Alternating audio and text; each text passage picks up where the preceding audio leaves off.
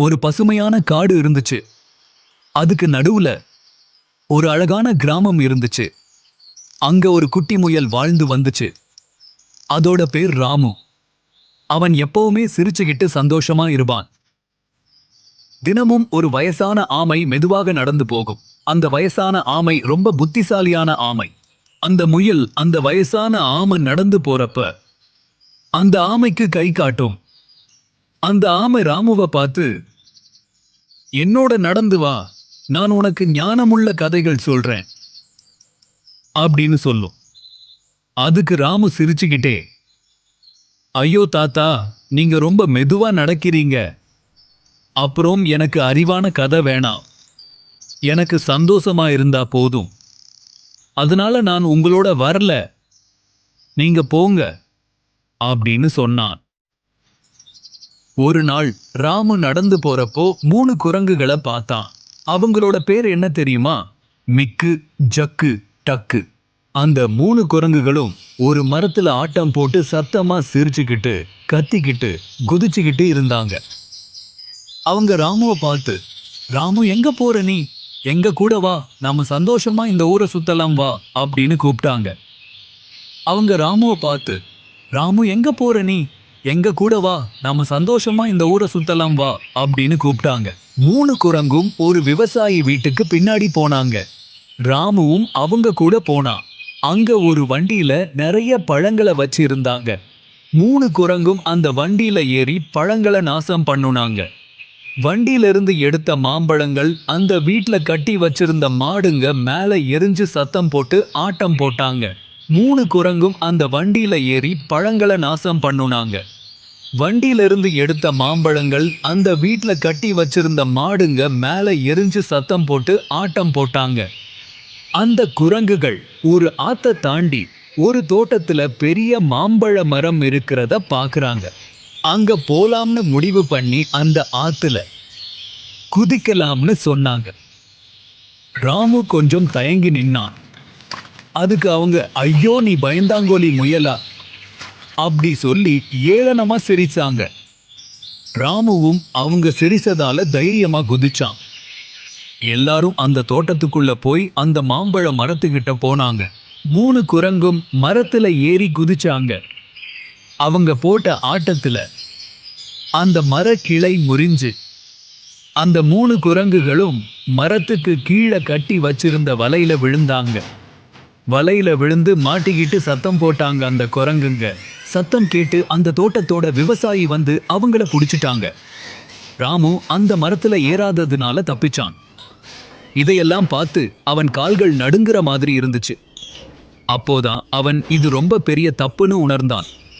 ராமு நடுங்கும் நெஞ்சோடு கிராமத்துக்கு திரும்பினான். ஆமைய பார்த்ததும் அவன் கண்கள்ல கண்ணீர் வந்துடுச்சு. தாத்தா, நான் நீங்க சொல்றத கேட்கல. தவறான நண்பர்களோட சேர்ந்தேன். அதனால நேத்தைக்கு ஒரு பெரிய பிரச்சனையில மாட்டியிருப்பேன். அந்த ஆமை ராமு கிட்ட, பரவாயில்ல ராமு, நேத்தைக்கு நீ ஒரு பெரிய பாடம் கத்துக்கிட்டு இருக்க. அது என்ன தெரியுமா?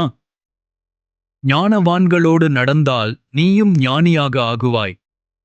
மூடர்களை பின்பற்றினால் தீமை உன்னை எதிர்கொள்ளும். அடுத்த நாள் காலையில ராமு மெதுவா தாத்தாவோட நடந்தான். தாத்தா அன்னைக்கு சொன்ன ஒரு ராஜா ஞானத்துக்காக ஜெபித்த கதைய கேட்டான். இதுவும் வேடிக்கையாதான் இருக்கு தாத்தா. ஆனா இதனால நிறைய ஞானம் பெருகும். அன்றிலிருந்து ராமு வேடிக்கையை விட ஞானத்தை தேர்ந்தெடுத்தான். அவனும் ஒரு நாள் காட்டின் மிகுந்த ஞானமுள்ள முயலாக மாறினான். ஞானிகளோடே சஞ்சரிக்கிறவன் ஞானமடைவான். மூடருக்கு தோழனோ நாசமடைவான். நீதிமொழிகள் 13 வசனம் 20. ஞானிகளோடே சஞ்சரிக்கிறவன் ஞானமடைவான். மூடருக்கு தோழனோ நாசமடைவான். நீதிமொழிகள் 13 வசனம் 20. ஏசப்பா, உங்களுடைய பரிசுத்த நாமத்திற்கு ஸ்தோத்திரம்.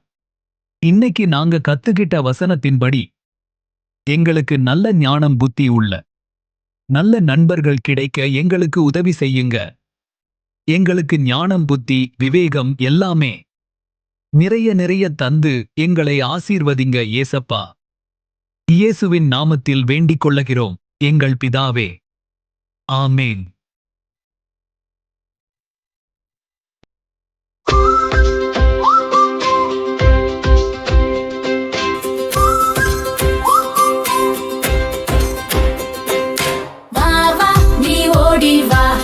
கற்றுக்கொள்ள நீயும் வா, ஞானத்தை கற்றுக்கொள்வோம், புத்தியை கற்றுக்கொள்வோம், அறிவை தேடிக்கொள்வோம், வாழ்க்கையில் உயர்வோம்.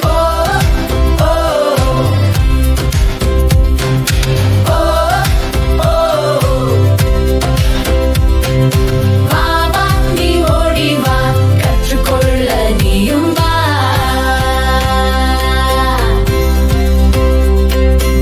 ஆபத்தை கண்டால் மறைந்து கொள்ளுவோம், ஞானி என்று எண்ண மாட்டோம், கர்த்தருக்கு பயந்திடுவோம், தீமையை விட்டு விலகிடுவோம்.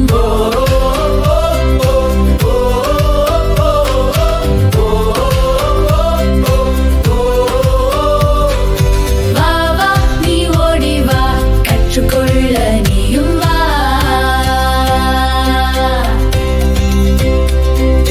சொற்களின் மிகுதியில் பாவம் வரும், அகந்தை வந்தால் இலச்சையும் வரும்.